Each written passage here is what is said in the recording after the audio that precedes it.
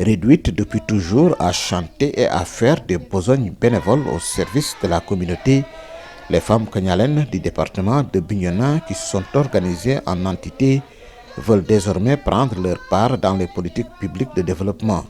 Elles l'ont fait savoir à l'occasion d'une activité dénommée Alaman, tenue ce week-end.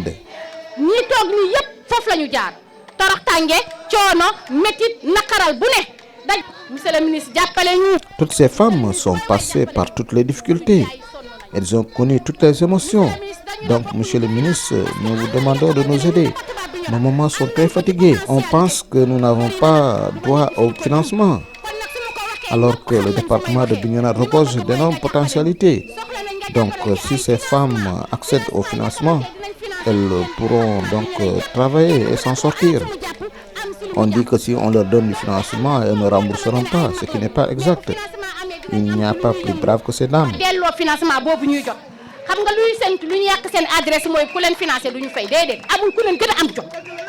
Les élus locaux sensibles aux aspirations des femmes kagnalènes s'engagent à les accompagner. Qu'un sacerdoce pour nous de devoir accompagner ces dames, braves dames, je dirais, qui œuvrent dans l'éducation, le manteau qu'elles portent, qui leur donne la latitude de dire la vérité, quelle que soit la difficulté. Elles étaient venues me trouver dans mon bureau et m'ont exposé leur projet. J'ai apprécié et je me suis engagé à les accompagner. D'autant plus qu'au niveau du département de Bignona, quels que soient les moyens mis à notre disposition, nous ne pouvons pas intervenir de façon individuelle. Nous pouvons le faire à travers des organisations. Le ministre des Infrastructures et des Transports terrestres et aériens, Yankoba Diémé, a pris lui aussi la résolution de les soutenir à juste titre. Un jour femme kagnalène, toujours femme kagnalène.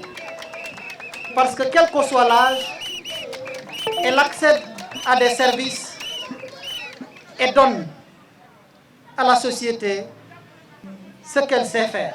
La femme kagnalène généralement finit par être cette matrone du village, cette Badianougor, qui supporte le fardeau. Comme chez nous, dans notre société, la notion de guewel n'existait pas. On ne connaissait pas dans notre tradition. Et c'est la femme kagnalène qui communique. C'est la femme kagnalène qui sait parfois les difficultés que certains n'osent pas dire. Et ce qu'on lui donne en retour, elle l'envoie. Discrètement, mais discrètement. Et avec une diversité très légendaire. La femme kagnalène, c'est celle-là qui travaille de rizière à rizière. La femme kagnalène, c'est celle-là qui vient en temps de vacances de se soumettre comme une esclave. Mais ce n'est pas de l'esclavage. Il a été demandé aux femmes kagnalènes de mieux s'organiser et de parler le même langage pour faciliter leur accès au financement et autres accompagnements de l'État et des partenaires.